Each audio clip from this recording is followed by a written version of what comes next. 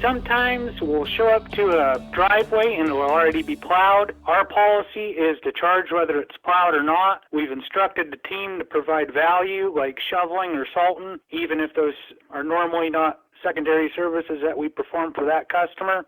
How would you refine this? Yeah, that's challenging because also if you ever have a customer where you show up and it's plowed and you go ahead and do the shoveling and the salting, now all of a sudden they think that that's included. And so I would probably personally stick to my guns more on this because, like, yes, you might lose a customer or two, but it's also very hard operationally to manage this, especially if you hand this off to someone else. Where it's like, okay, because you have all these if-then statements. Like, if the thing is plowed, then do this. And if that's done, then you do this. And if this, like, that branching of if-then statements, as it becomes longer, gets very difficult to hand off.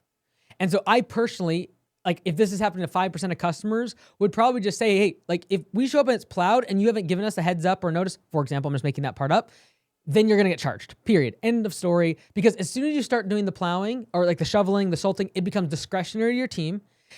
You don't actually have in writing them accepting that service, so it can become a liability issue. And furthermore, it resets the customer's expectations to something that might not happen in the future. Because next time when they don't have it plowed and you show up and do the service, they're like, why didn't you do the driveway or the walkway and salting?